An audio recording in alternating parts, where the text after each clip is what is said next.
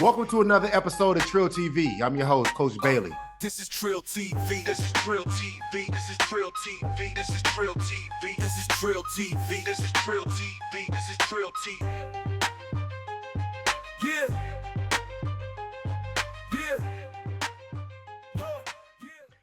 Welcome to another episode of TRILL TV. I'm your host, Coach Bailey.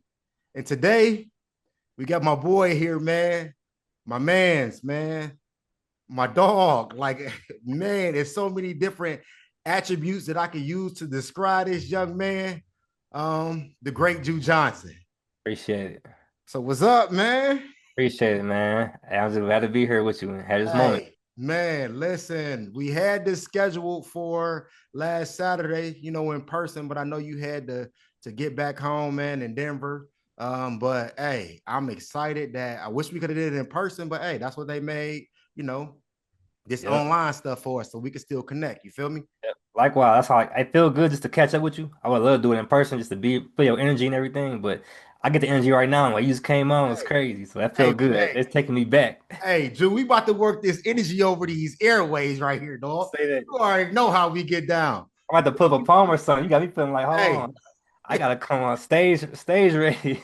Hey, you just came on crazy. Hey, man, we about to get into it, man. So, man, before I get to going and asking any questions, man, one thing I like to do, man, when I bring a guest on, I like to give them their flowers. You know what I mean? And I've been knowing you like what, man, for the past almost 15 years now. Mm-hmm. And watching you grow, man, from high school through college into the man you are right now, man. I just want to let you know, man, I'm proud of you, dog. Don't too many people make it out of East Cleveland. You feel me? But you're one of the ones that made it out. And to be honest with you, I always knew you was gonna make it out. I knew you wasn't gonna let the adversity that you faced growing up in the city of East Cleveland. I knew you wasn't gonna let that break you. You know what I mean? You know the negative stigma we got. You might not make it out. You feel me? Sure. Real. And this I'm like, that means a lot coming from you because you was always one of the mentors. So it's like setting that standard, something what to do. So it's like to hear that coming from you, it's like that means a lot. It's like, okay, I did that. I was trying to follow same that you rolled out. Right. So that means a lot coming from you. I appreciate that. Yeah. So no, man, I just want to say, man, I'm proud of you, man. I love you, man. So we want to hop right into it. I know who Jew Johnson is. You feel me? I know who Jew Johnson is, man. So this is what I want you to do, man. I want you to tell our audience, man, who Jew Johnson is and give them one random fact about you that most people don't know. I like that. Okay. So, well, like you already put out there, from Cleveland, East Cleveland, be exact. We grew up in the heart of it. Right now, what I'm doing is I'm working full time, software engineer. After the whole college, clean everything. I don't even know where to start, man. That's all I can say. Hey, you got to start somewhere. We got all. Hey, like Loaded Luck say, we got all night, man. We got all night. We got all night. Yeah, really cash us out. Hey, but for real, right now, what I'm doing is I'm working full time. Like I said, software engineering, clinical trial space, healthcare. So after the COVID situation, I got real passionate about clinical trials, health, and just the whole medical industry. Yep. So that's where my main focus is right now. What I'm doing, and then on the side, I'm doing the freelance business. We doing all kind of digital marketing, website building, logo designing, career coaching, anything just in the tech industry, trying to get mainly targeted at the Black community, help them with small business to get them started up. And anybody who just want to learn and get into the tech, AI is taking over. So I'm really passionate about that right now. I'm trying to get that going. So let me ask you a question, because man, a lot of people, man, ain't really liking AI or like that. And you a tech person. So why is learning AI important? Because they put it like flat out.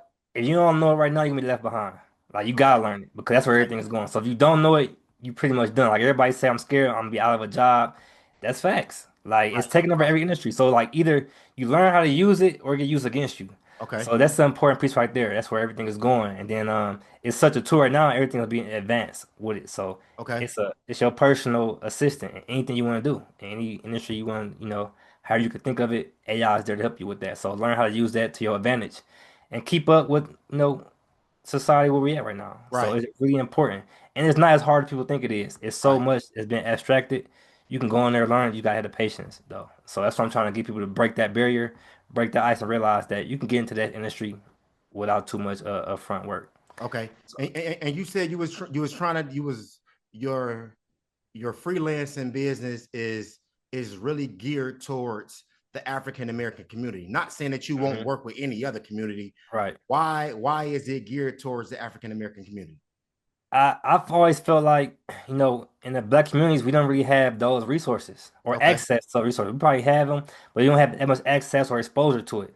And especially as you're trying to start your own business, like you an entrepreneur, you Right. got your own thing going. So for entrepreneurs, small businesses, being able, I feel like in today's world, if you're not online, you're not a real online presence, you Mm-hmm. basically don't exist. You know what I'm Right. saying? So your business, everybody got their own little pop-up shops, but if you're not online, if I can't see you on Instagram, if I can't see you on the website, you pretty much don't really exist. So I'm trying to Okay. help people get their businesses online, get more exposure, get more access, and just have these resources. So it's like it's important because especially at an affordable price. You know what I'm Right. saying? So Right. it's like Right. offer these services, resources, and at a kind of price where people can, hop on board. So that's important to me because start my own business, it was a struggle. And then Right. like there's a lot of barriers there. So I want to get in here and break all those walls down and help everybody else come on board with their own ideas and what they working towards. Okay, and look though, you said you want to get in there, you want to break down those barriers, and you want to break those walls down. If anybody I know that can do it is you. You know what I I mean? And appreciate it. you said, you know, my business. No, dog. We built this together, Trill Forever. Like Yeah. this is something that we built together. Like you know what I mean? You was with me when I went in those rooms, man, and people was turning us away and saying, "Hey, man, I like your program, but hey, Hmm. we ain't got no funding." Or Yep. whatever. Like, but it never stopped us from it didn't stop us from Yep. completing our mission. You know what I Yep. mean? We set out the journey that we was gonna walk and we did it. You know what I mean? And now we here. We've been talking about getting on a podcast together for years. You know what I Yep. mean? So now we here. So I read that because you was always like, well, on to the next. Any door yeah, closed, you was like, it's cool. yeah, Next one, we gonna get it. We gonna find the opportunity. Like you always had that mindset of, yeah. it's cool. One door closed, another open up, or we gonna come knock something down. Hey, So and that was the mindset. You know what I mean? yeah. And too, like, man, I had y'all following me. So you know what I mean? Hmm. I had to set that example. You know what I mean? Hmm. Like, man, I can't, I'm telling them not to quit. I'm telling them to keep fighting. I'm telling them Yep. to face adversity. You know what I Yep. mean? Face on. Like, so I couldn't quit. I couldn't drop the ball. So I had to do the same thing, man. So y'all Yep. motivated me a lot. So one thing that I know about Drew Johnson, right? Hmm. It's a lot of attributes that I can use to describe you, but one characteristic that I'm going to use is creative, man. You are very, very creative. And you I appreciate smiled, that. man, when I said creative. Like, Appreciate you that. very creative. Like, a lot of people don't know from, man, we didn't have no digital marketing team. You know what I mean? When we was trying to build Trill Forever. Like, we Yeah. did. Let's say, no, let me take that back. We did. We had Yeah. you. You know what I mean? Like, we had you, man. I You was appreciate that. you was doing all that from the flyers to the videos to the websites, man. If Hmm. you go on YouTube right now, you go to Trill Forever YouTube page. If you see our Silent Whisper project, man, that was all filmed by Drew Johnson. You know what I Ah. mean? Like that was all filmed by Drew Johnson, started with his own creativity. So my Mhm. question is, man, what sparked your creative journey? Ooh, I like that. And it's crazy. I was about to point that out. Like we started just trying to grow a YouTube channel. Like Yes. we first started marketing, all we had was YouTube and Twitter. We Yes. were just posting on YouTube all the time and Yep. Twitter all the time. It was just like constantly uploading videos. And ooh, what started the journey? For real, for me, being creative in any kind of way, any capacity, whether it's like technological art, drawing, it's just an Mhm. outlet. It's just a creative outlet. And I get into this zone, this trance. Like it never felt like work when we was creating videos and Right. Right. recording and making content.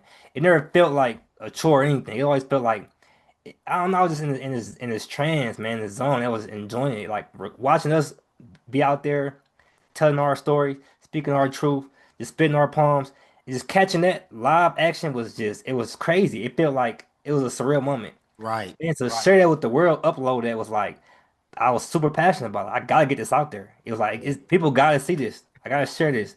People Right. gotta have this moment with us. It was like it was more the passion behind the mission, the message we were trying to put out there that really drove that creativity. And it was just like it just felt it was just fun, man. I loved it.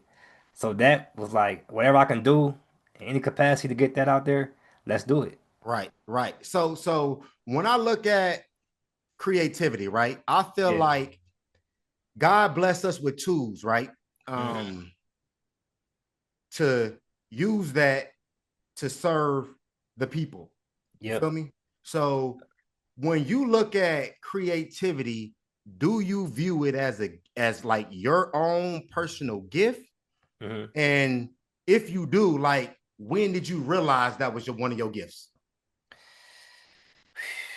For me, it started young. I probably was probably about 13, or Okay. maybe that I had a whole sketchbook, a drawing book. Anything I looked at, I could see it, I could just draw it, you know what I'm saying? So for me, that's when my creativity started. And then it was like I had, teachers, art school teachers and everybody else kind of giving me like praise for how good it was. And like, okay, maybe I might be gifted at this. Might have a little Right. talent with Right. expressing my creative side, drawing things that's come to my Right. mind. And then that didn't branch out until like tech, doing graphic design work and things like that till like high school and later on. But for me, Okay. it definitely felt like a gift to be able to either paint a picture I had in my mind and then share it with somebody else and they can relate to that and be Right. like, oh, Right. okay, this speak to me too. Or they found that picture and they connected with it. And that's not like, okay, this might be bigger than just me having this creative outlet and I can do something more powerful with that. But for me to say that wanting to share it with the world came from you. Like Okay. when I first met you, or not, I met you before we started Trill and Yeah. everything. Yeah. But it when sharing my art and my skills became a mission was through the whole Trill program. That's just like it's bigger than me. You know what I'm saying? This is a bigger stage and platform. We can redo something with this. Like this is life-changing transformation we doing right now. Right. And so that's when I was like, I should share what I'm doing versus keeping my whole own portfolio collection of just pictures, sketchbooks, and just Right. whatever I was doing Right. for myself. Now it's like, oh, we can really do something with this, you know? Right. So sharing it was until I got your inspiration, where it was like, let's step on the stage and put your story out there, tell your story. Yeah. And it's crazy because, what I learned over the years is, why hold on to your gift? Why be Hmm. selfish with it? You know what I mean? Hmm. Use it. You know what I mean? Share it with the world. Because with us using our gifts and sharing it with the world, like, man, we gonna help other people grow. You know what I mean? So, man, to watch you, like I say, use that gift, share it with the world. And I didn't even know you used to, you had a sketchbook, man. Again, a man of many talents, man. I ain't, I ain't know that. So give me that specific moment, that spark, like, you know what? It's time for me to leave this smaller scale right here and display my gift and talent of creativity on a large scale. Ooh, that, again, I have to go. I have to point back to Silent Whisper Right. and the whole poetry thing, because I didn't even realize that I could write poetry until you brought that out. It's like get up here and tell your story and put that in a Right. creative way to make it rhyme and make it do all this stuff and make it connect. That's not like okay. I can be creative also in linguistics and language Right. too, not just Right. art and drawing. And then it was like what I'm saying is other people can relate to these same experiences. And it's like, all right, you gotta put this out there. Somebody else can share your story and connect and also open up their own problems, going through that. Right. And Right. on that topic, I just wanted to say like, cause you grew up in that environment, bro, of like Cleveland, East Cleveland. It it it teach you a lot of things, bro. Yes. Come It on, teach you man. a lot of things, man. So it's Yes. like I had a lot of like life lessons growing up in Cleveland that kind of helped me Yes. like build character and to like really make it out and succeed. Yes. But some of my own personal flaws, or I won't say flaws, but shortcomings in those, was like I was really in my shell a lot.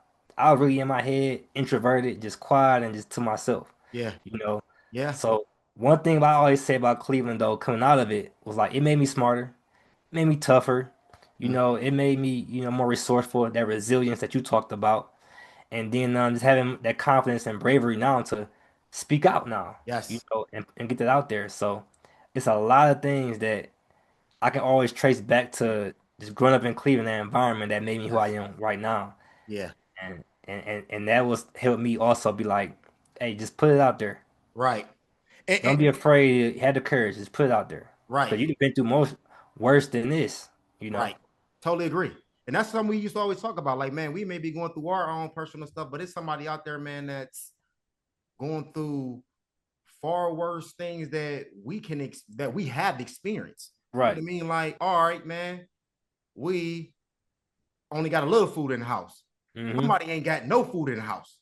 You see what I'm Facts. saying? All right, that person who ain't Facts. got no food in the house, man, it's somebody else who ain't got no house. You know what I mean? So Mm-hmm. it's levels to the struggle, man. So even though we may be going through our own personal issues, like man, we still gotta be grateful. You know what I Yep. mean? Because it's somebody else, man, and that's going through again a worse situation than we are in, right Yep. now. Yeah, for real. And that's that resilience. It's like That's that followed me through my whole through getting through college. I almost failed college that whole my freshman year. Second year came in there, I was still struggling. But when you come out of a place like Cleveland, it's like nothing can hold me down. Like if I got through that, I can get through anything. So then that right. resilience kick in. It's like no matter how long it take, whatever it take, I'm gonna get through this. Yeah. You know what I'm saying? That mental toughness kicks in. It's like I can figure this out. I'm gonna be resourceful because we came from like you said, I mean I had no food tomorrow. We gotta figure this out. Got to We figure it get very out. resourceful. You know what I'm saying? So it's like now I know how to think on my feet. I Yeah. know how I can make something out of nothing. Yeah. So it's like that that in the long was just kind of like I don't know that kind of stuff has got me to where I am right now. I feel like you ask me about how you make it out or be successful now. Hey, growing up in those harsh environments where it's tough and it's limited, and you ask in the beginning for like a fun fact about me that people don't know. Some probably do, but I come from a big family of 12. It's a You lot know, of them. A lot of them. And they stick together too. It's crazy. bruh. Bruh. So my mother had 7 girls and 5 boys. Yeah. And at one time, it was like 9 of us in the house at one time. So you gotta imagine how fast food is gone, coming in and out. Yes. Resources, everything is in and out. So you gotta be able to have that kind of survival instinct and figure things out. Yeah. Because let's put it in its own perspective. Hmm. Man, it's hard to feed 2, 3 kids in a house. Facts. Imagine you gotta feed 12. One box of cereal, man, Uh, ain't feeding 12 people, it's man. gone, bro. You That's know what I going mean? tomorrow. Like That's going one tomorrow. box, one box of cereal ain't feeding 12 people, man. So That's going you know what I mean? tomorrow. Like pack of noodles, man. Like, hey, they ain't lasting the whole week. Like, you know what I Yeah. mean? So it's like for real though. Like we laugh and we joking, man. But it's little things like that, man, that built you into the person that you are today. And one thing that I love Mhm. about your family, man, y'all always stick together, man. No Mhm. matter what. Every time I came around, man, I appreciate your family. They always showed me love. Like, you know what I mean? Appreciate From your that. mom to your dads to your sisters to your brothers, man. So, Yeah. man, I remember us in that narrow driveway and we dunking on the hoop, Right, like yeah. man, throwing All each we had other was hoop. a You know what I mean? straightaway driveway trying to play Yeah, basketball, but like they in the back barbecuing and everything. Like, man, we having a good old yeah, time, man. So, man, I'm yeah, telling you, I really appreciate you and your family. yeah.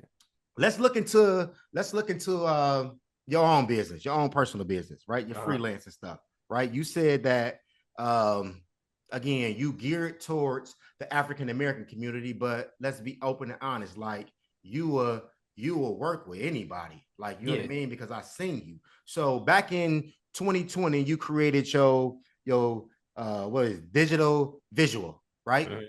What made you create that business?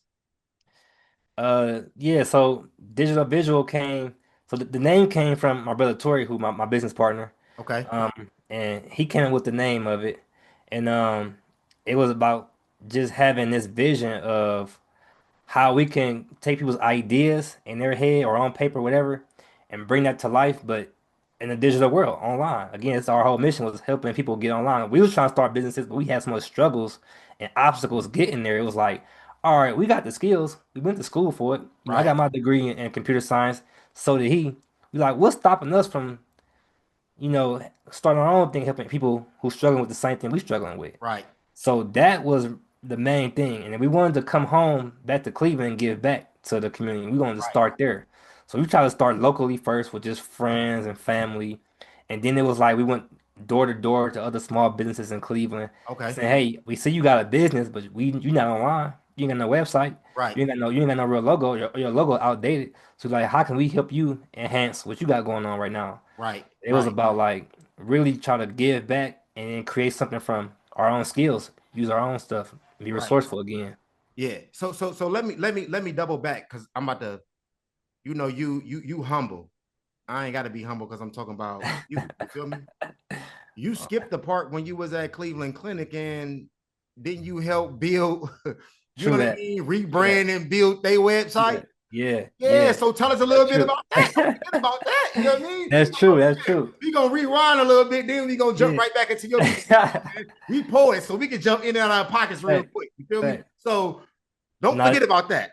no, that's real. That's real. So that's what gave me the confidence to start a business. I can do it because before I was at while I was in college in school still, I was working at Frontier Airlines. Mm-hmm. And they needed like an incident reporting app. They was doing everything on paper. You know what Yep. I'm saying? Every time something went down, the system went down, or they had a problem, they was like sending each other emails and notes and letters. And I'm like, yo, we could do all this online digitally. Yeah. Like app, push a button, send this right through it, and everybody get the alert at one Right. time. So Right. I had that idea and I went and built the app for them in about 4 or 6 months.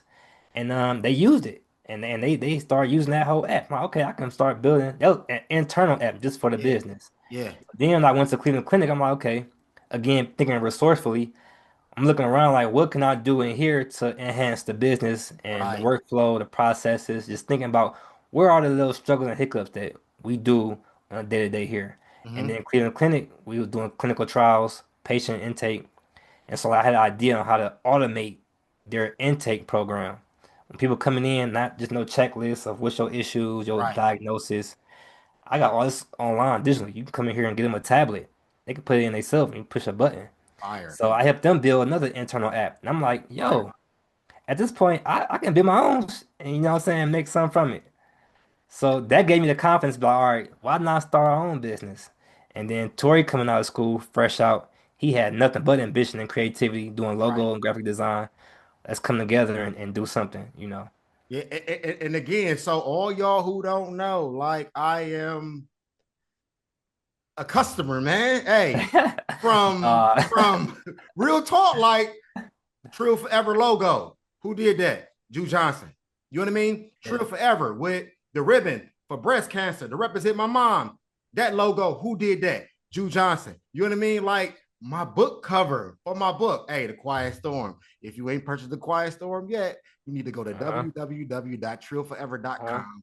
Wait, Click hold on. on The Quiet Storm and go ahead and purchase that book. You know what I mean? So my man, Jew Johnson, Stop there it playing is with him. right there. The book Stop cover. playing with him. You know what I mean? Hey, he created that. Flip it on the back because they got to see the back too. It's graphic on the Stop back playing with too. You know him. what I mean? Like, but hey, my man created that. You know what I mean? And there's so many, like you can't see the But book. who had the vision though? Ooh, Again, what we did was took your vision and brought it to life. You had the vision facts, for it. You had facts, the whole ribbon, that everything facts, about all facts. this. You had that vision. Yes. All we try to do was bring it to life for you. And, Like, and, and when I tell you y'all brought it to life, man, when I looked at that book cover, you almost cried because it was man, everything that I wanted. They can't really see the book cover because it's a little dark, but in yeah. there, man, it's hidden pictures in there. You know what I Hmm. mean? That means something to me in my Yeah. life. Like, you know what I mean? Like they don't see the younger me in their Yeah. book. You know what I mean? Like you got it, Hmm. but if you buy the book, if you put this on pause right now and Yeah. open up your phone and go buy that book, you will see everything. But man, like it's little things like that bless my life. Like even some of the pictures in there that y'all blended together, like y'all did that. It You was see like what I'm saying? layers. Like Yeah, it was y'all layers. did that. So Yeah. again, man, And that's what I enjoyed making that the book cover and all that because it was a deeper meaning to it behind it. Like yep, it meant something to you, you mean something to me, and then your whole story that you have in this book was so deep. It was like it make it easy to do those kind of projects, that kind of work because it's like this is meaningful. This is right, something really really sincere. So I can just dive into that kind of stuff and get creative all right. day because it's about self-expression at this point. So you made that very very enjoyable to work with. So listen, I'm letting y'all know right now, man. If y'all need any graphic design done, websites, man, y'all need to hit up Drew Johnson, man. His Appreciate it. email is on the screen right now. You need to write it down, send him an email, and he gon' get right back to y'all. Because I'm telling you, he do Sure. great work. And my wife, man, I told my wife, Jew, I said, yeah, I'm about to talk to Jew. We about to interview Jew, about to talk a little bit about his business, a little bit about his past. And she said, man, he bring things to life. Cause again, I ain't know you was about to make that video. You and your brother was about to make that video for me when I got my 100 win. Like, and to see everything, man, from my past teams to having something in there about my mom, having something there about my dad, because you know what I mean. Yeah. Growing up, he was absent, but we had a conversation and we got things together. And you know what I mean. Ah, that's my dude, man. That's my heart. Like you know what I mean. So to add all that stuff in there, man, like it was amazing. So Yeah. let me ask you this: what separate your business from other businesses who in the same field in the same lane as you? Yeah. Do you have a child who struggles or needs some extra academic support? If so, click the Q&R code. Read Efficient, empowering academic excellence in reading and math, one session at a time. That's I like the fact that you said you brought that up because again, like that brings out like I like passion projects. And toward the same way, we love passion projects. So when Right. there's really like that deeper meaning attached to it, what you're doing, the purpose Mhm. behind it, you have a strong reason why you're doing this or you know what you're trying to create and build. I can dive all the way into it. And Right. so that's the thing that kind of I feel like separates us from other businesses who are doing like graphic design, logos, websites, digital marketing, Right. is that we really try to create something that like we connect with whoever our client is, whoever Yeah. we're working with. We want to know why this means so much to you. Yes. Because you can really paint that picture on why it means something to you, then it gonna mean something to us too. You know what I'm saying? Yes. So we want to be able to connect with you on a personal level and not just treat you like some other client. You know, so use Right. another number might be working with. It's hundreds of people that probably lined up to, oh, I want this website, I want this that done. No, No, like I connect with me with, you know what I'm saying? Like give me your full story. I want to know why is this so important to you so it can be important to me too. Because that's what me and Tori try to do is like we want to make whatever important to you important to us as well. So we want to sit down with you. We're gonna talk to you on video. We're gonna really try to connect and have that one-on-one feel and not just be like, oh, send us an invoice or send us a quick little text about what you want, what you need. Submit this form. We want it to be more personal. We want to connect. So that way we feel yes. like we partners for life now. We really business partners when we in here with you. So the whole time you building your business from the ground up, with you every step of the way, and we gonna put this much energy and effort into it as if you was building it. You might not have the skills that we got, but we just as invested as you are in your own, project, whatever it is you need. And listen, man, you know, when you were saying that, you like, tell me your story, tell me all of it. I need to feel it, right? Yeah. It remind me, man, of the counselor, dog, because I didn't see you write poetry for other people or to write an intro to some of the poems, you know what I mean, that we displayed on stage or we displayed in um the silent whisper. I mean the what's on the YouTube, man? The I Is can't. it you said the counselor or just the Yeah, the whole? counselor series. On Yeah, the yeah, counselor series, like you writing some of those intros because you hear other people's story and they telling you and you feeling it, and you need yeah. to you gotta write it. You gotta feel it. You know what I mean? And I'm That's a trying to fact. think of Yeah. the poem that's in my head. Like, man, like I'm gonna come back to it. I can't remember right now because my mind is everywhere. But just Yeah. just that little stuff, man. So this is what we about to do. All right. I'm about to I'm about to uh give you a word, right? Mhm. I'm gonna give you one word, Okay. and you can only give me one word back. You can't, you can't elaborate. I got you. In this segment right here, you can't elaborate. All right. I got All right. four. I got four words that I'm gonna give you. All right. Trill forever. Unity. Silent whisper. Mm, passion. Poetry. Outlet. Positivity and poverty. Strength.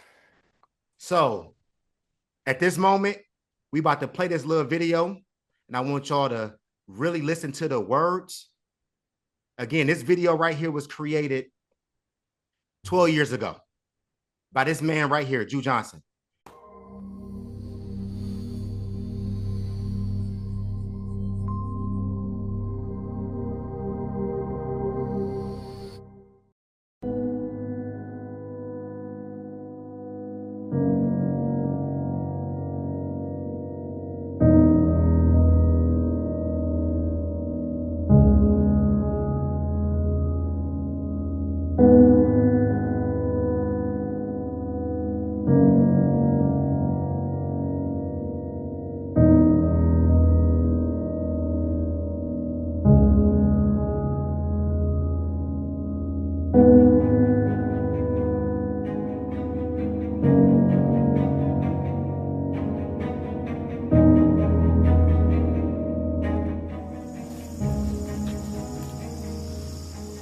In a city of poverty, people wonder how we succeed.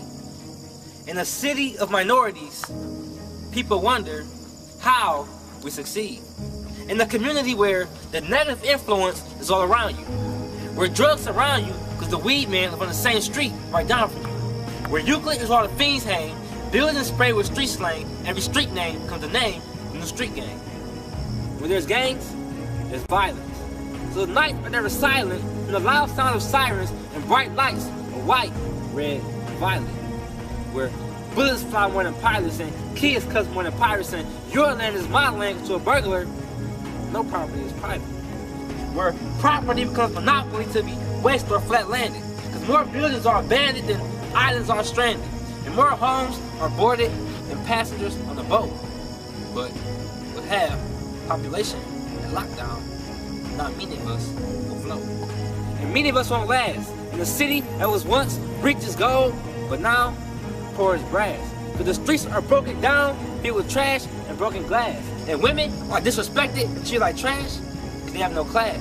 And men just want to plant seeds and stack green like growing grass. And these days the murder rate goes up more than gas. Because these days criminals would rather pay the price of crime than the price of gas. They look at our community and say we won't last.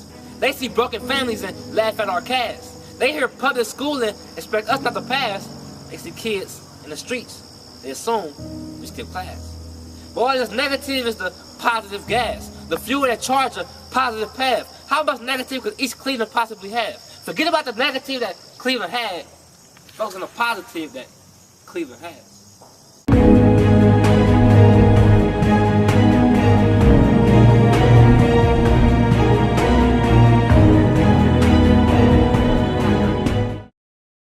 I just got one word.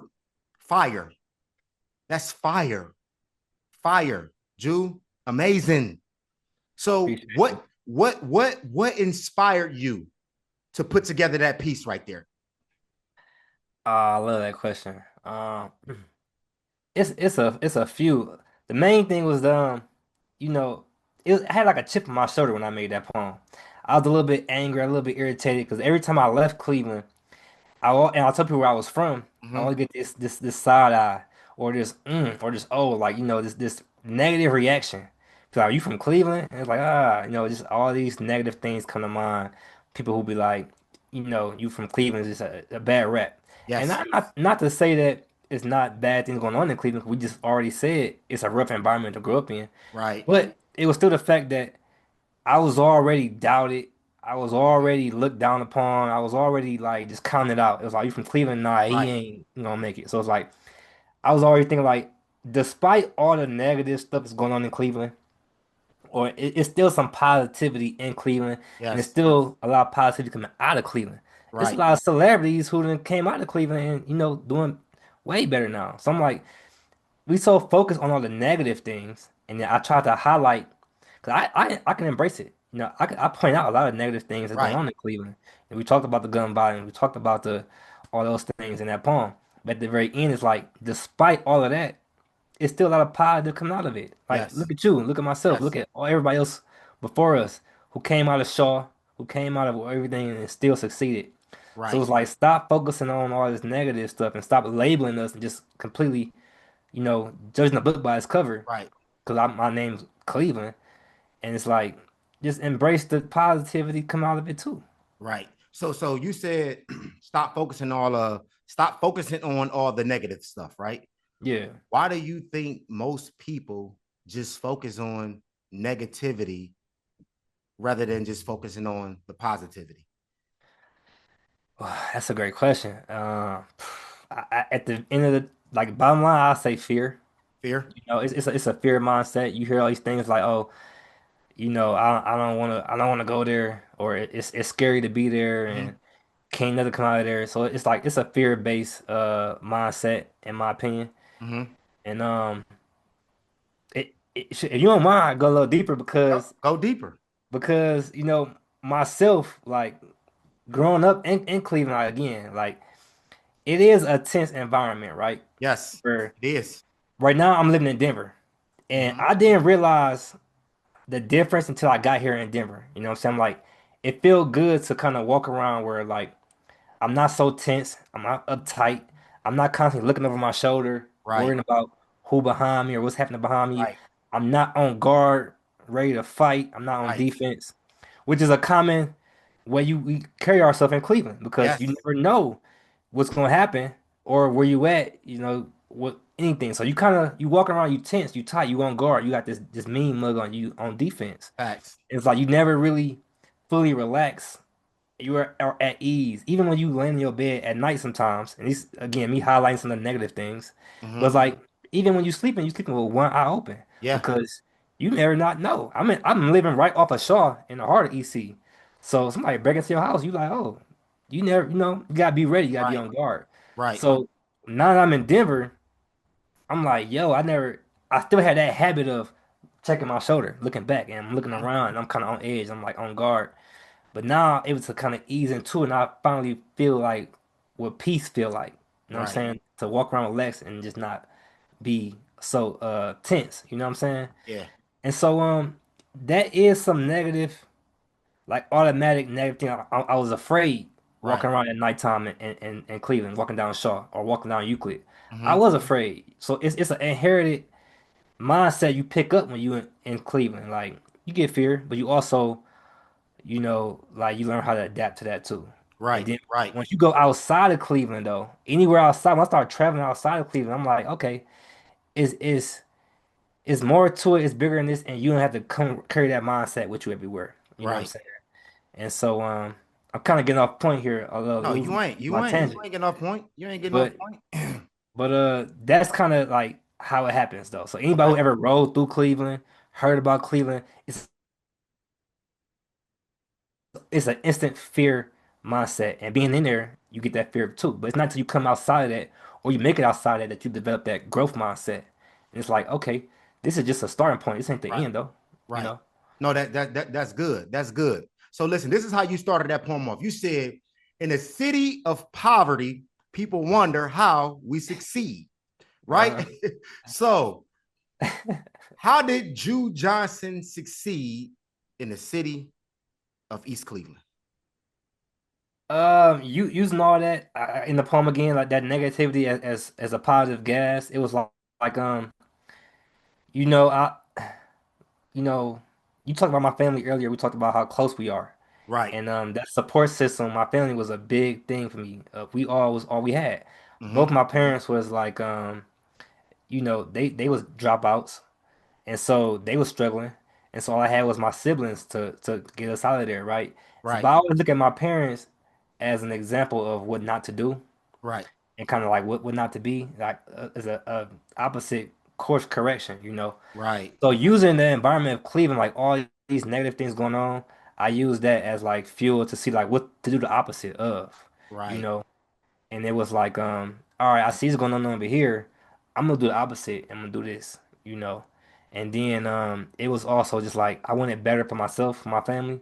And so Right. that's always fuel when you got like a family who I wanna make it out for them. Not just Right. myself, but I got, you know, siblings below me, younger than me, who I don't want them to keep going through this, you know. So that was just fuel by itself. And that's great fuel to know that you you got people behind you, or you got people depending on you to make it out and be successful. Because just think, man, I think about, your mom, I think about your dad, I think about your siblings. Like, man, they all invested in you just like you Mhm. invested in them, Yeah, so you can make it out of the community. You know what I right. mean? There was a lot of sacrifices Yep. on everybody end. You know what I Yep. mean? So Yep. that right there is key, and that is positive fuel. That like, hey man, I can't let them down. I got to Yep. get out of here. I Yeah, got to for go sure. elevate, and then when I do elevate, bring some people with me. So Yep. man, because And I wanna reward and pay them back. I got my yes, sister, my oldest sister, who's like, she lost her whole childhood because she had to raise us herself, you know. yes, While my mother and then was in the homes or rehab or whatever, she had to step up and be the new mother, the parent. You know, she had yeah, to take care of us. So I got appreciation and just gratitude for her sacrificing her childhood to help raise us. So I'm like, yes, I always tell her when I make it out, I'm gonna buy you a house. I'm gonna buy you a car. I'm gonna take care of you. I'm gonna right, reward you and give back for everything that you sacrifice on my behalf. So yeah, again, more fuel, more motivation for me to get out of here because it's like I didn't watch a lot of sacrifice and pain and drama around me where it's like I know it's a bright side. It's a light at the end of this tunnel. it I'm gonna is, get there. And when I yeah, get there, I'm gonna make sure I give back. yeah, and it is a light at the end of the tunnel. And the good thing I like, man, is that, you know what I mean? I already know your heart, and we're gonna get into this a little bit deeper as we go um deeper into the podcast. Like, you are that light. You know what I mean? And Appreciate just that. like you saw that light at the end of the tunnel, you the same person that's about to go back in that dark tunnel and help somebody else find their way Exactly. out. Whether it's your Yep. family members, whether it's a friend, whether it's somebody you don't know, because that's the way you built and that's the way you wired. Um, Yeah. when you think about coping strategies, right? In your own words, what are coping strategies? It's like how you get through the hard time, How you difficult get through the hard times. times? How Hmm. you get through the hard times? One thing that you kept saying was outlet, outlet, outlet, Hmm. right? So an outlet is a coping strategy that can help you deal with whatever your challenge is, manage your stress in a positive way. And let's Hmm. be honest, it's positive outlets, it's negative outlets. You know what I Facts. mean? A Facts. positive outlet can be me listening to music. A negative outlet can be me drinking alcohol or Yep. smoking weed. Like, you know what I Yep. mean? Because I'm stressed out. So this is how I'm about to deal with my problems. You know Yep. what I mean? Or And or sports, playing yes, basketball and that's the football, whatever. So positive yeah. outlets. You know what Yeah. I mean? Like, so it's positive outlets, it's negative outlets, right? Hmm. As a teenager, what coping strategies did you use to help you overcome your obstacles? Oh, I like that. I like that a lot because it kind of changed through time. But starting out, you growing up in our community, like we mentioned, sports is the main outlet. Yes. That's the go. Our default de facto. Yeah. It's like for kids growing up in those kind of environments, it's like, oh, I'm gonna tap into football or basketball, Right. or whatever else sports we doing. But like that was always the main go-to. I realized that I'm athletically gifted. I'm running track, wrestling. I was doing martial arts at the Yes. time. I did 8 years of martial arts, and again, that kind of some of that came from the fear of like having to defend myself in Right. Cleveland. I Right. wanted to know how to defend myself, so I tapped into Yes. martial arts. But martial arts also brought me peace, stability, humbleness, and kind of had me grounded a bit. Yep. So it was sports at first, but then once I got a little bit more tapped into, and then again through meeting me and you in the TRILL program, it became poetry at a very Mhm. young age. It was like now I'm not just bottling my emotions up and I'm just going out Right. on the court shooting it all out. You know what I'm Yep.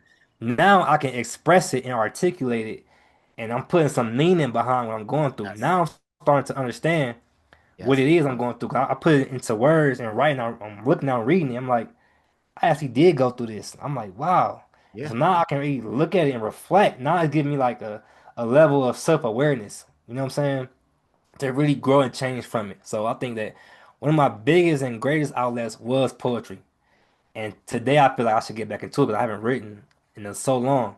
But bruh, the level of reflection that writing can give you, and you looking at whether it's just a journal, you keep it to yourself or whatever, but it's Right. like that as an outlet was most powerful. But the easier ones that kind of helped me, like you mentioned too, like numbing, like you mentioned drugs and alcohol, which I think is like a numbing type of outlet, right? Yes. Yes. Sports was, I won't say it was numbing me, but it kept me, it was like a distraction. I Right. didn't have to think about it. I ain't really focused on it. I'm too busy trying to get my shot together. Right. Right. So it Right. kept me distracted. I ain't got to think about what's going on at home, but I wasn't processing it the way I was when I was writing poetry. Because as I'm writing this poem down, I'm reliving and processing what I was going through. So it's Yes. like now I'm getting some clarity on that, you know? And then so that was like early teens, then college, and then right now my outlet. What would I say my outlet is right now? It's a little bit of combination, but I find myself now I just be outside going on walks and just getting outside and being in nature, Right. like just taking my mind out of whatever environment that's Right. causing me that stress and anxiety. I just gotta switch up my environment a little bit. Yes. So that's kind of what I've been doing. So listen, I'm gonna tell you this, right? You just taught me something for real. And I'm 43. How old is you? How old are you? 30 right 30. now. 30. Yeah. So a 30-year-old just taught me something again, just like when you was 18 and however old I was, like, you know what I mean? You taught me something. You Yeah. always teaching me something. You said process, process. You got to be able to process it. Yeah. And this is what I heard. I promise you, this is what I heard. If your so-called outlet is not helping you process Yep. your thoughts and Yep. what's going on, man, you need to change your outlet. Yep. Because only Absolutely. thing you doing is using your outlet to allow you just to escape for a second. Yes. I It's used a to say, like, oh man, I'm about to go hoop for a minute just so I can escape. yep. Right. It's a And distraction. It's just numbing you. yes, It's a distraction. it's just in the distraction, man. And it's crazy because I could do that up until a point where my mother passed. Hmm. Feel me? After my mother passed, I can escape the pain for a minute, It don't go away though. but it didn't go away. You ain't processed it. I could try to write, but I really couldn't write because I couldn't tap into that space no more. And my wife Hmm. used to always be like Ronald, like, hey, you don't think that you need to go speak to a counselor? I'm Hmm. like, man, I don't need to. What I need to go talk to a counselor for? For what? To sit on the Right. couch and tell her how I feel like he or she can't help me get through what I'm getting through right now. And I did Right. it for the whole year, Hmm. a whole year, probably about a year. Yeah, probably about a year and a half. Until, Hmm. man, I reached this point like, oh, I really need help, and I had to go talk to somebody Yeah. because I was just using that outlet to just escape and it really wasn't doing nothing. I needed to talk to somebody so they can help me process my thoughts and really talk my way Yep. through what really happened. And that's Yep. what you just taught me right there. And We can't just escape. yep. We gotta process it, man. So that was good, fam. Absolutely. I appreciate that That because was I good, like I man. love that you mentioned like drugs and Yes. alcohol. It's like people think of those as the only like negative ways, but it's like same thing with any type of Yes. outlet you're doing where you're not processing it. It's the Yes. same thing. You just numbing yourself until you get back to the problem. Yes. Like the problem don't go away. It's still you gotta face it when you come back in the house from hooping. And Same thing when you come down from your high fire. or your alcoholism, you come back down, the problem still there, you gotta deal with it. It's Fire. like you gotta process that, man. And it's Fire, like man. That is so fire. When I tell you, man, that's so fire, man, I'm telling you, gave me a whole Jew. Jew, you gave me a whole new you funny, perspective, man. dog. Like, no, I'm being serious. So before we close, right? Before we close, Mhm. every time I watch that video, positivity and poverty, right? It's two things that come to my mind. The first thing is my journey, right? How did how did Ronald Bailey succeed? Mm-hmm. Right? How did I succeed? What are the things, what are the positive outlets, or what are the negative coping strategies that I had to dip in to Yes. learn and bump my head? Like, how did I succeed? And then the second Yep. thing I thought about, Jew, was, or I think about, is who helped me succeed on that journey. I You like know what I that. mean? And then I get into my purpose, right? Because in a city of poverty, Mm-hmm. some people ain't living in poverty. It can be the city of pain, right? It can be the city Ooh. of anxiety. It can be the Yes. city of insecurities. It can be the Yep. city of depression. Your city can be so many different things. I like You know that what I mean? perspective. That's deep. It, That's it, it true. can be it can be so many different things. And I ask myself, like, how did I succeed? Or how did I succeed? Let me rewind that. How can I help other people succeed in their Mm-hmm. own little city? I Right? like that because you're using city as a metaphor. I ain't think Yes, of it like that. yes, I yes, ain't think of it like yes. that. So That's good. when I thought about it, and every time I hear it, your poem, one thing come to mind: Trill Forever. Mm-hmm. My calling. That's how I help people succeed. True Mm-hmm. relationships in life last forever. True relationships in life last forever. Yeah. And I'm going to continue to operate in my gift to help others make it out of whatever city that they are struggling with. So this is what I challenge Jew Johnson, and I know he's going to step up to the plate. You know what I mean? Because, man, again, I value you. If I had a son, man, Likewise, I want man. my son to be just like Jew Johnson, right? So Likewise. I now we're appreciate that. talking about paying it forward Yeah. from my high school football coach, Coach Culliver, to my college coaches, and I can't even say Coach Culliver, all my high school coaches, from Coach Coffee to Coach Hines to Coach Coffee, to my little league coaches, Coach Walt, Coach Hammer, to my spiritual leaders, Elder Townsend, uh, uh,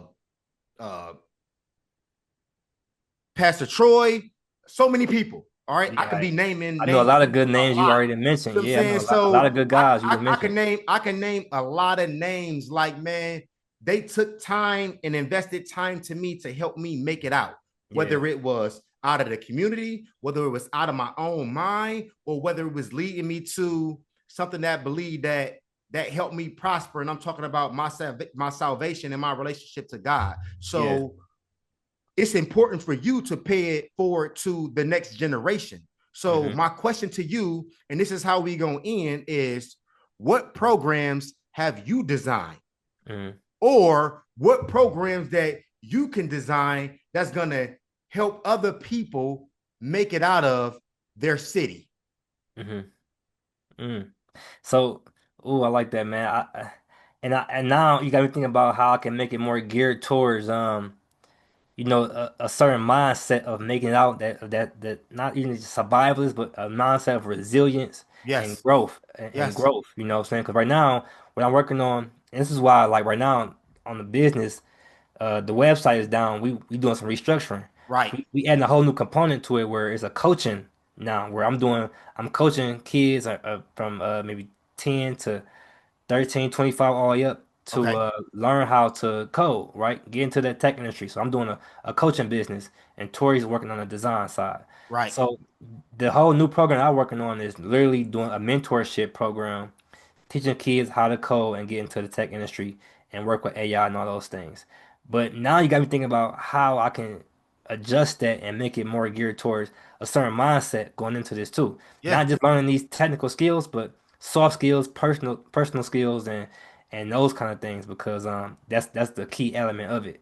yeah, yeah, I think about how pivotal you were. Like I said, like poetry took me to a whole different level of self-reflection and growth. right, I got to see myself. I didn't even realize some of the things I was going through was trauma or whatever, until I got to write that stuff down and like break down, analyze my own mind. yes, I want to figure out how I can. You just inspired me to think about how I can incorporate tech with some self-reflection and self-improvement aspects to really help people, you know, go to that next level. But the program I'm working on right now is a coaching business to help Okay. people learn how to like one-on-one mentorship, not just coming to you with an idea, I'll create it for you, but Mm-hmm. now like I can teach you how to create this yourself. Right. So That's what that's what I'm working on. so look, you gonna figure it out, man. Man, Jew Yeah, Johnson, if it's one thing that I know about you, dog, you are going to figure it out. I know you are, appreciate that. because again, man, you wired like that. You know what I mean? Appreciate And that. I know that you and your brother, y'all gonna put everything, y'all gonna put it together. Like, you know what I mean? It may just be start with that one piece, with the coaching piece. Continue Hmm. to build on that. And then I'm telling you, man, once you get in those rooms with those young people and those young adults, man, naturally who you are is gonna begin to rub off on them. And once Hmm. it rub off on them, again, you gonna focus on what you know. Trill Hmm. forever. True relationships in life last forever. You're gonna Absolutely. begin to build those relationships with them. And once you build those relationships with them, you're gonna start to pour in their life, man. Yeah. Gonna start to So pour. I want to ask you though before we end too, Go because ahead. we talking about a lot about you know survival mindset, surviving mode. We was in Cleveland, we was in this surviving mode Mm-hmm. versus now we kind of thriving a little bit, and we in this kind of growth phase now. Yes. So I want to know like from my own personal, from you, what some of your lessons learned through that transition, going from survival to growth mode, and then just some of your top tips for just kind of developing and maintaining a certain level of like peace, happiness, and work-life balance. What would you tell me for maintaining? 'Cause I struggle with that right now. I got a So lot going on, doing a lot, but like I feel like, man, that work-life balance, bruh, that said a it lot. get tough. You said a And lot. so like, yeah, give me So your take. look, I'm gonna have you repeat that question one more time, because listen, I had a thought when you was talking, and then Yeah, when you asked me that question, those questions, then it came back to me, and I'm like, dang, I can't lose this thought. So I'm about okay. to say this thought, then I want you to repeat those questions. You said, man, you was living in trauma, but you didn't recognize it. Hmm. Feel me? Until you start writing it down. You know Yeah, what I mean? And that's so key, because a lot of time, man, we grow up in trauma and we experience trauma, and we've been experiencing it for so long that it's just become a natural. norm, a It's norm. normal. You You know, see what I'm you, saying? I'm gonna cut you It's off. normal. You used to always tell me and Chanel, you like, why y'all smile so much? Why y'all laugh so much? Y'all, Yeah. you didn't call her Smiley. Yes.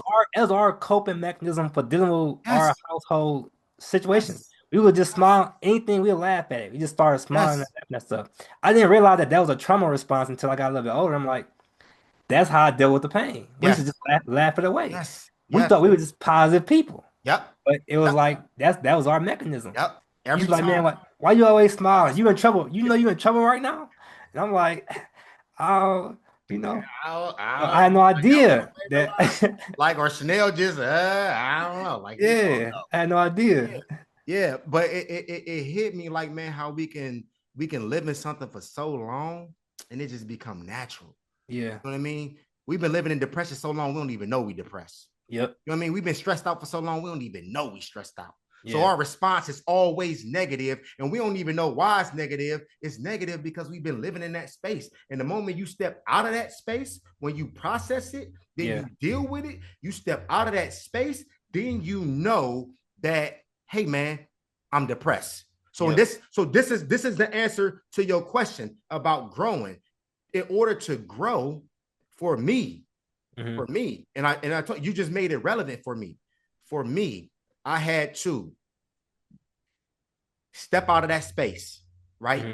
And realize, dang, my life was traumatic. I Hmm. was depressed. I Hmm. was stressed out. You know what I mean?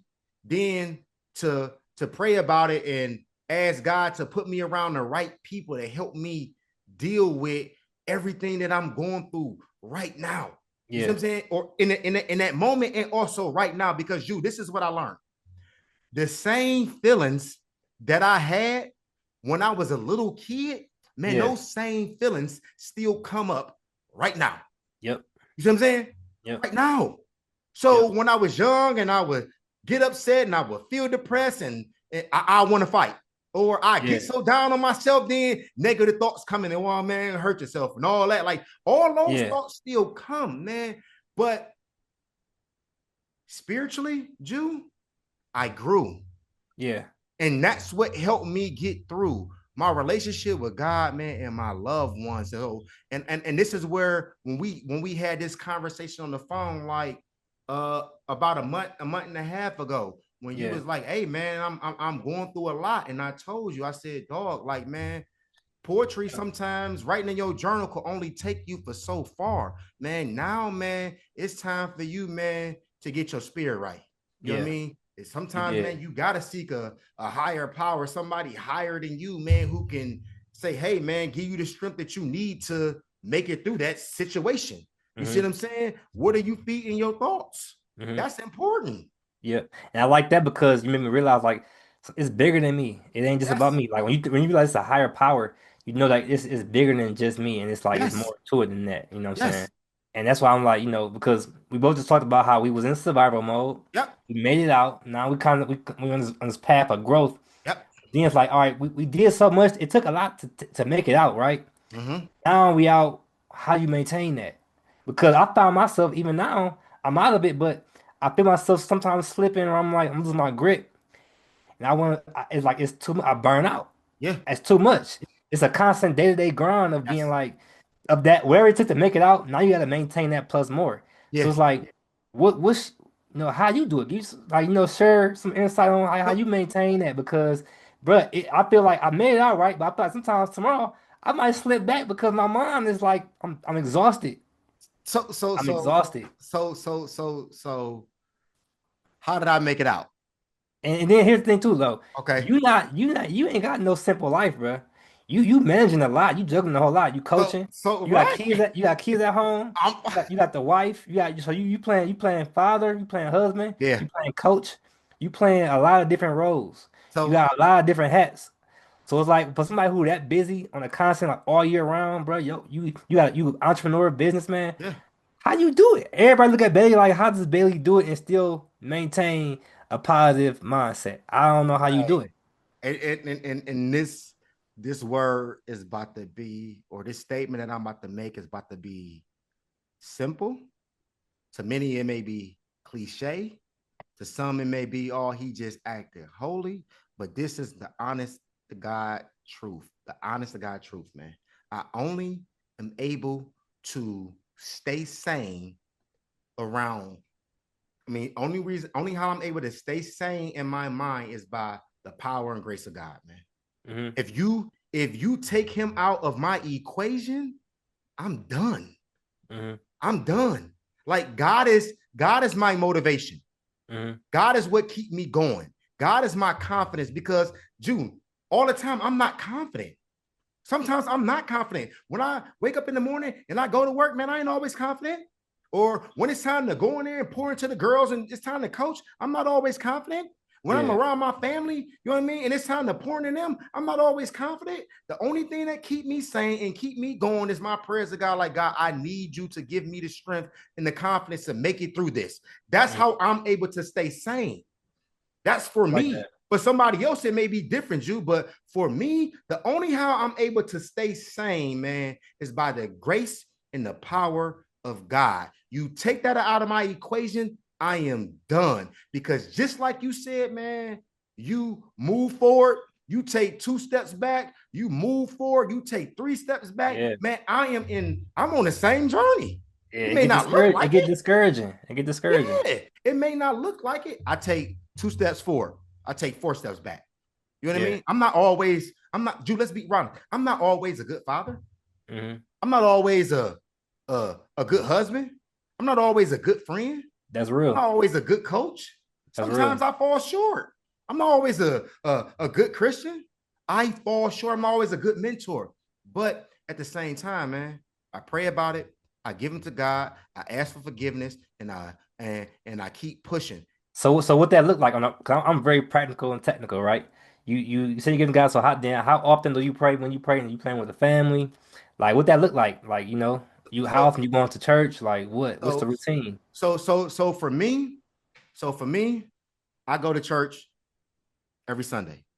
Hmm. All right, every Sunday. Of course, let's be honest. I'm not saying 300, every single Sunday. I like, nah, because we just went on Yeah. vacation and we missed a Sunday. Majority though. Majority Yeah. of this. So Yeah, I'm, yeah, I'm yeah. I'm going to church every Sunday. If I'm not there, I try to listen to it online. I pray daily. So for me, this is my process for me every single day. And Son, that's Yes. your new Yeah. outlet. You Yeah. went from Yeah. yeah, your new outlet now is prayer. Yeah. So Yeah. for me, every single day at 4 o'clock in the morning, I wake up, I pray, I read my devotional. From my devotional, what I learned, I type up something together, and then I send it out to the people who follow me. You know what I mean? When I lay back down for a minute, I ain't even gonna lie, I don't stay up. You know what I mean? I Yeah. wait. My devotional and my time with God is from 4 o'clock to about 4:50. That's You know what I structure though. mean? I respect it. Like somewhere in between there, from 4 o'clock. Sometimes I'm done at 4:30. Sometimes I'm done at 4:45. Sometimes I'm done at 4:50. Yeah. That's Sometimes I go to structure. 5. I mean, it just depends on the day. You know what I mean? Then I lay back down. So then when I get up and I get ready prepared to go to work, man, the first thing I do, man, if people call me, I don't answer the phone. Man, I gotta put my headphones in. I gotta put my gospel music in, man, because that's what's gonna set me on my day. I Yeah. got to. Before I leave this house, man, I gotta put on my gospel music because again, man, that's feeding my spirit. Yeah. That's feeding my spirit. Think about this, Jew. If if you got a game and you got to go out there and perform and you don't put fuel in your body, man, you're gonna Yeah. be weak, dog. Mhm. You know what I'm saying? So that right there, that's my fuel. And throughout the course of the day, man, I'm praying. When I think a negative thought, sometimes, man, I don't pray, ask for forgiveness right then and there. Sometimes I wait, or sometimes I'll be like, man, Lord, can you please forgive me? Or sometimes like, man, I ain't about to pray for forgiveness. I ain't did nothing wrong. And even though I know I did something wrong, you know what I mean? But I'm just Yeah. being Yeah. prideful in that moment. But those are the things, Jew, that help me. So the moment I don't pray, or the moment I don't feed my spirit, then I feel weak, and now I'm not able to perform. And you You know what I'm susceptible saying? to any Yes, little thing. Yeah. yes. So the word of God, prayer, listening to my music, man, that's my fuel. Yeah. That's my exercise. So as long as I'm Like lifting that. and I'm eating that every single day, man, I'm Yeah. able to make it. I I'm like able to that. make it. And this is the song that I've been listening to for the past few days. And Talon keeps saying, why you keep listening to old music? It say, man, it started off like, I made it through another day's journey.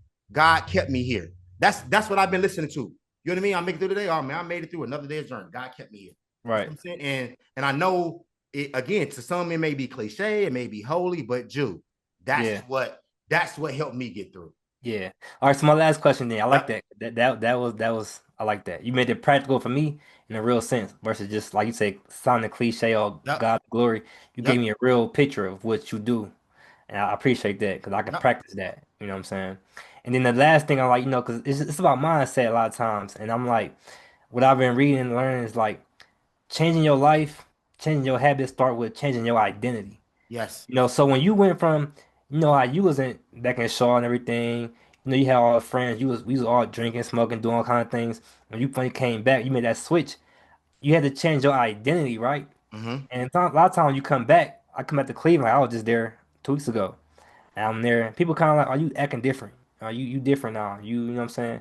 And it's like, what was that process like for you of changing your identity from I'm just this dude running around the streets fighting everybody, I'm drinking, smoking, doing all these things, to now you kind of like God the glory. You a holy Right. religious man, you know what I'm Yeah. saying? So you had to change Yeah. your identity. That was part of that process, right? Yes. So like what was that experience like for you? How did people perceive you, react to you changing your identity? And what did it take for you to change your identity, become who you are now? So I'm about to say this. If you go back into the same environment Hmm. and people not saying to you that you change, guess what? Man, you're not growing. I like that. You're not growing. I like that. You see what I'm saying? You're not growing, Jew. The whole purpose is to grow. When Facts. you grow, people see change. When they see change, people see something different. You feel me? Were you scared of that? Was it any hesitancy or resistance So toward that? Did you so feel like I'm no longer accepted in my circles because I'm so different than everybody else. That'd So be a big thing if people change. that's so in my mind, in my mind, I was afraid, right? Yeah, Are they gonna accept me? yeah, You know what I mean? But here's the thing, man. And I'm being upfront and honest with you. So my friends, yeah, my friends, the guys that I grew up with, Gerard, Reggie, yeah, Jason, Vaughn, six deep. That's all I'm gonna yeah, say. Hey, we yeah, say six deep. It wasn't six of us, it was about 30 of us. You know what I mean? But here's the thing. Here's the thing, man. When when I came back and they saw that I changed, man, they embraced it. Mm. You see what I'm saying? They Why embraced you it. think that is? Is it like an inner thing within themselves? So I'm about to answer that question. Okay. So and then look, when I go down, cause I just moved to East Cleveland. You know what I mean? Like I grew up on Parkwood. Yeah, You know what I mean? When I go down on Parkwood, I go back, people see that I changed, man, they embrace it. You know what? that's different. Because real recognize real. Mm. If people don't want to see you elevate and grow, Hmm. man, they really not your friends.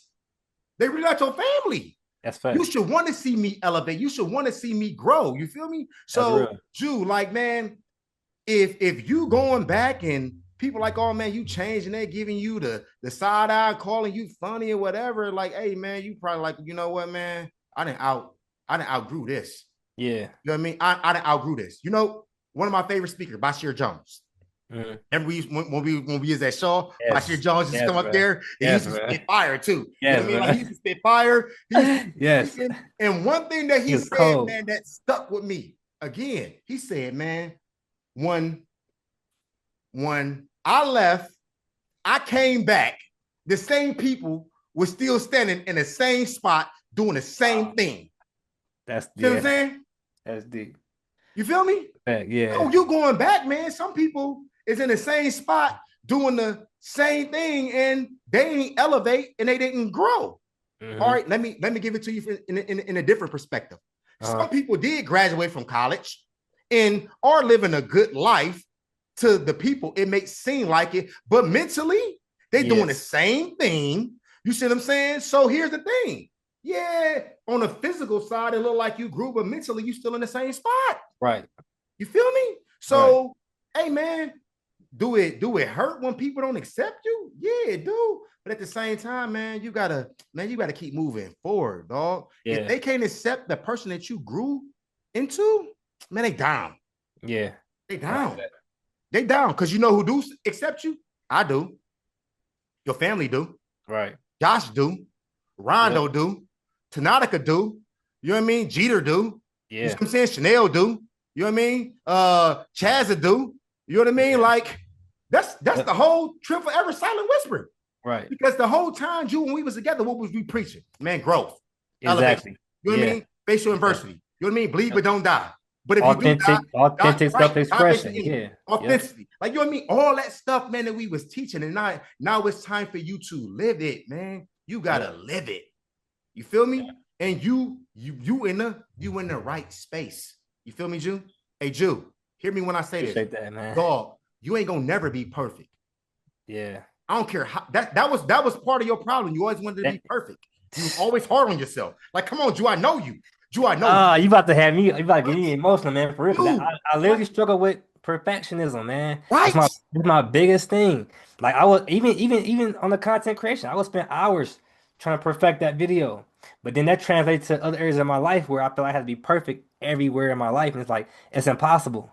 So then you know what happens from that is like I never feel good enough. I never feel like I'm you know what I'm saying? Because Yes, there's no such thing as perfection, but yeah, I'm trying to hold myself to this high standard of I can be at this perfect level, but it don't yes, exist. It don't exist. yes, And it's like I always felt like I don't know, man. I had this a lot of strong level of self-doubt, even though as I had people like you affirming me, giving me praise, giving me acknowledgement, but internally I felt like, nah, I could have did better. I could have did more. You right. know what I'm saying? So that was part of my identity crisis that I had. And I'm like, it's a struggle for me.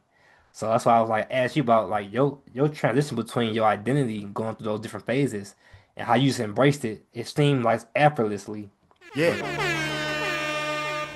He really had a positive message. Like, he really showed me, I don't know if you guys could tell, but like, I have a disability, and when he was speaking about his disability, I'm a 12th grade student reading on the 6th grade level.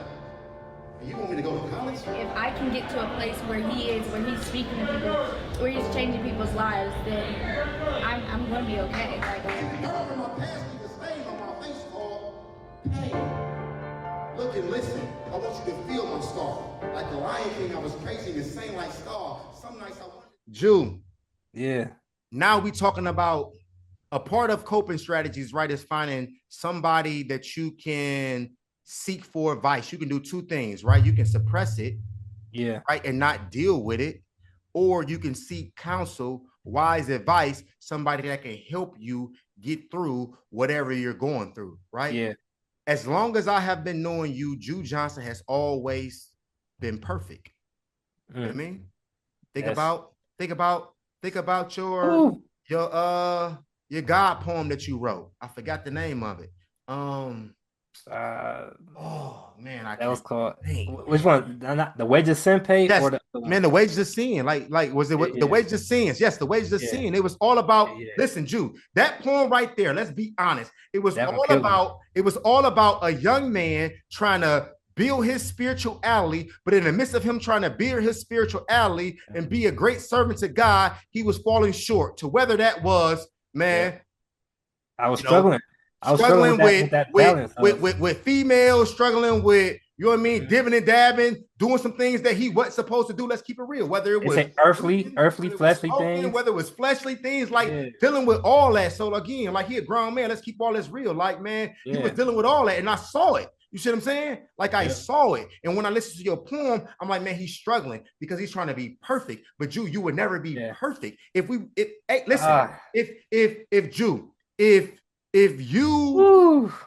you was perfect, or we was perfect, then we would never need God.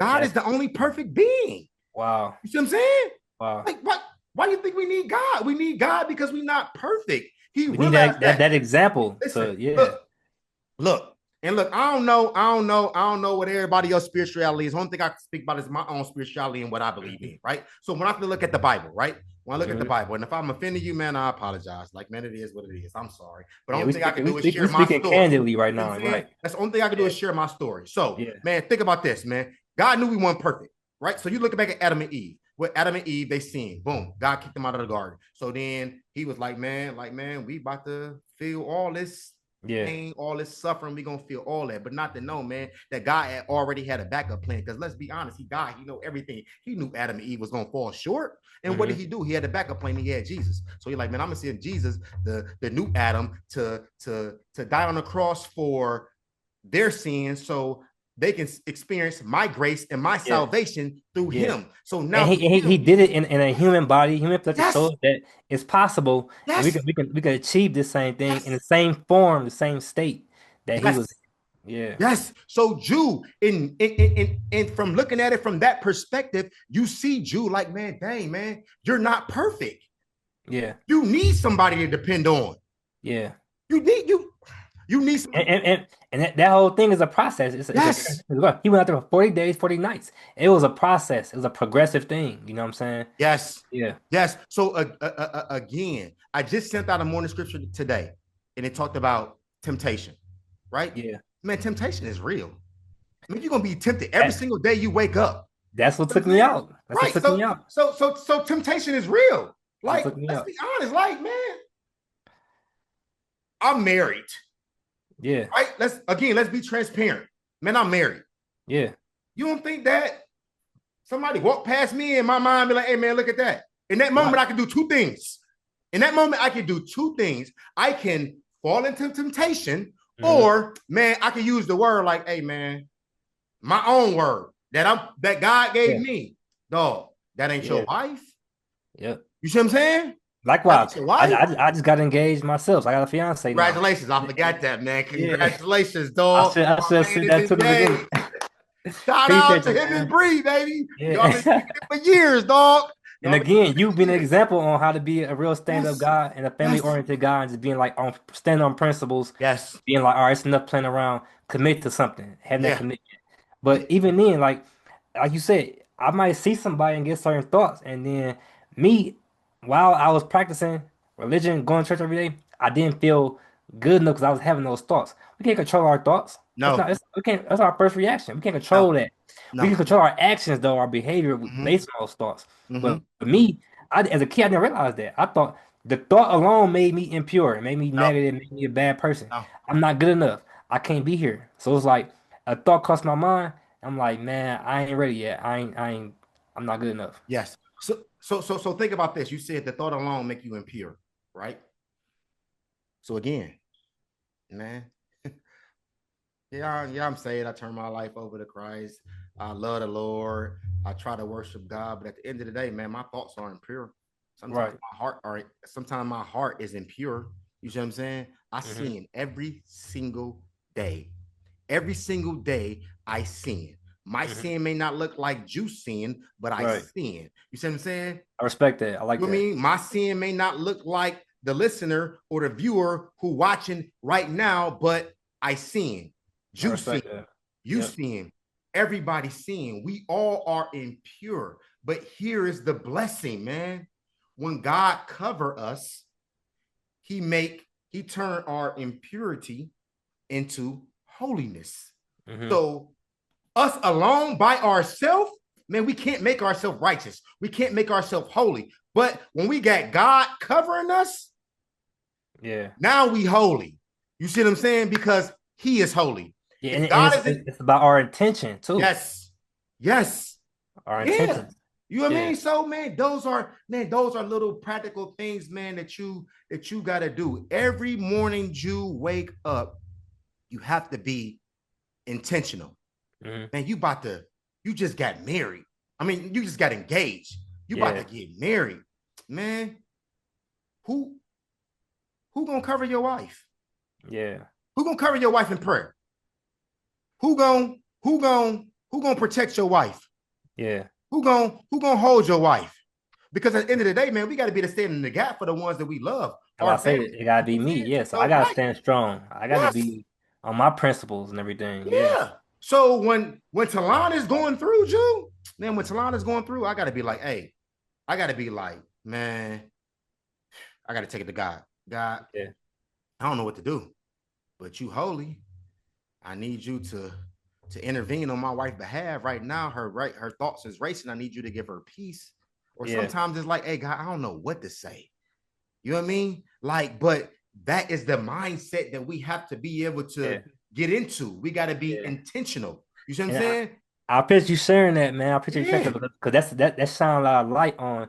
Like I asked you earlier, like how do you maintain that level of growth and positivity and just surviving and being above? You know what I'm saying? Because that shines a whole lot of light on it. Because I'm thinking like you got a certain level of just mental toughness that's like untapped. You know what I'm saying? It's a God-given gift. But you show me like you giving it all to God anyway. This ain't even your power, your strength. You getting Not. this from a higher source. You know It's what I'm not. saying? So It's that not. that that's real. I like So that. so look, I was just the back of your wall, man, it been gravitating to me. Mindset is everything. Man, mindset is everything. I've Yeah, been looking at it. that's my daily Like, reminder, you were man. giving me compliments on my backdrop, but that whole time I'm like, mindset is everything. Mindset is everything. Mindset is everything. Yeah, Jew, the moment we change our mindset, and that's just by transforming the renewing of our mind and hmm, allow our thoughts to be captive with God thoughts. yeah, The moment we do that, the moment we change our mindset, the more we begin to think different, the more we begin to act different. Again, I never operate in my own power. When I operate in my own power, I fail. yeah. I'm gonna say that I'll never. That's how you I've killed never. your ego. You Yes. killed your I, ego, your yes. pride. Yeah, I and don't want to say those are important factors. Yeah, right. Let me rephrase that because I said that wrong. When I do operate in my own power, I fail. But when I operate in the power of God, even though I may feel like a failure, I yeah. still succeed. You see Mm, what I'm saying? I hmm. still succeed. Because in that moment, I may feel like I failed, but I'm still operating the power of God, and I'm looking short term instead of allowing my perspective to go deeper. And I can see in the end, God calls all things to work together for the good of those who love Yeah. Him. You know what I mean? So you still in alignment. I'm still in alignment. I'm still in alignment. You feel me? I'm still in alignment. Yep. So when you fail, man, you still got to get back up. You got to keep going. You on that path Nobody still. knock you off your path. Yeah, yeah. As long Ain't as nobody. you still on the right path. So you Yes. ain't doing no wrong. You still on the right path. Yes. You know? And that's how it gotta be. So to all our listeners out there who paying attention to everything that we talked about, I know we didn't shift, or you may feel like we shift. Yeah. We're still talking about the same thing. We talking about coping strategies. Yeah. One thing we talk about now is a coping strategy is dealing with prayer, because prayer is a coping strategy. God can be an outlet. You know what I mean? And it can get you out those tough spots. We talk about Cleveland, those environments. Those is things, those is tools that we can use to get out those environments. Yes. Yes. And again, man, you know, we can go all day.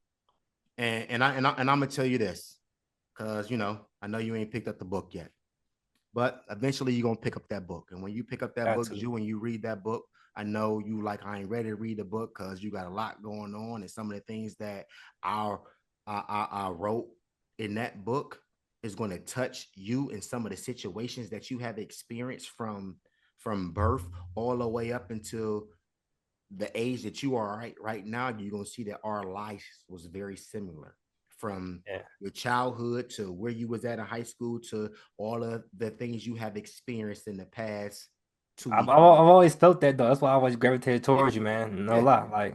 Like the love I got for you, but it's real. It's like it's some real. I can't put into words, man. It's more of some father figure stuff to me than my own father. So it's like I appreciate the role you played, and I feel more connected, and I feel like I can see the same path. And I feel like you in my life for a reason, as a reflection of like the journey that I'm on. Yeah. You know, So you taking those steps ahead of me, it's showing me like what I got to look forward to, what I'm getting myself into. And it's like, okay, I appreciate you taking that bump in those roads before I get there. So you get to share that with me. So I appreciate that. Say that last time one more time about the bump in the road, because somebody ain't hear that. That just went Yeah. over. You taking those steps ahead of me and bumping your head for me, and all going through all the rough patches. And I appreciate that because I can learn lessons from you before I go bump my head. So check this out. Again, let's make this relevant so they can see. Before I bumped my head, somebody bumped their head, and they had to teach me. Yeah. You know what I mean? Because God knew, like, all right, man, he gonna bump his head. Let me put somebody else in place, lead him down the right path, give him the strength to be obedient, to be there for Ronald when he bumped his head. Yeah. I bumped my head, right? So God, like, all right, Ronald, I know you want to go down this path right here, but I can't allow you to go down this path because, man, Jew Johnson is gonna bump his head.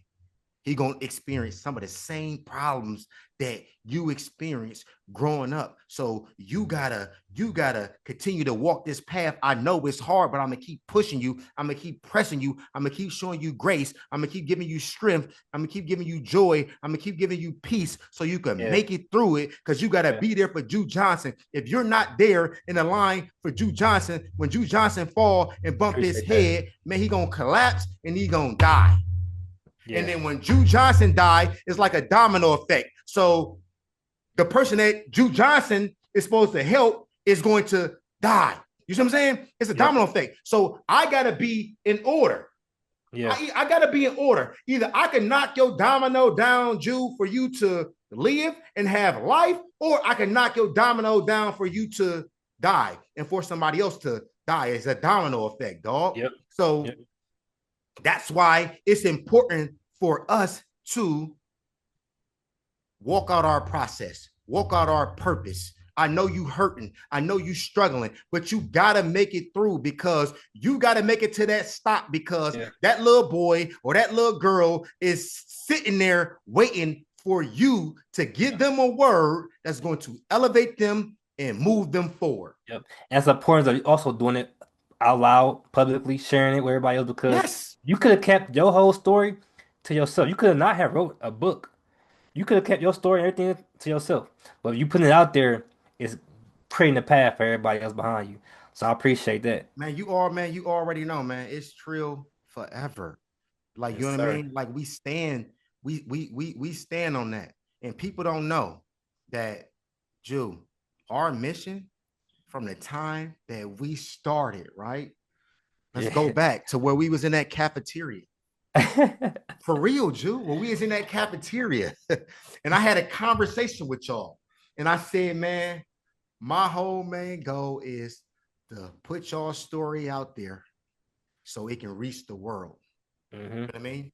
Back in 2010, our voices was limited to the spaces that we were operating in, right? And in 2025, because technology has evolved, this moment right here, your story, my story is about to reach the world. You see what I'm saying? Because you in Denver, I'm in Columbus. Man, this about to reach everybody. I believe it. And remember when we was in we sold out that theater. We sold out a whole theater in East Cleveland. And we had everybody in the crowd moved, emotional, felt it. Like that was our sign right there to keep going. And that was a pivotal moment for me to be like, all right, this is really, really impactful. Like that, man, I don't know. Jew, that was crazy, man. That was surreal. We here. We gonna keep striving. Man, you know I love you, dog. You know I always got all love for sure, man. You know we can do this all night, but we gonna wrap this cut up. it short. Hey man, it's a lot of little nuggets in here, man. If you got to go back and watch it the second time, please go back and watch it the second time. But we're gonna end with this, man. Again, in life, you're gonna have struggles. You're not perfect. All right. You can have many different coping strategies, but if your coping strategy is not allowing you to process what's really going on, that coping strategy has now become a distraction. It's a hindrance. It's a hindrance. You see what I'm saying? And I just learned that today from my man, Jew Johnson. At some point, you got to put yourself in a situation and find an outlet that's going to help you process it and grow from that. With it and grow from it. That's having that growth mindset. Yes, sir. You feel me? So, hey, find somebody who you can talk to. Find somebody who can lead you down that right path. Hey, man, we here. Share your story with the world. All right, we out. So remember, all right, if it ain't TRILL TV, it ain't real TV. Yeah.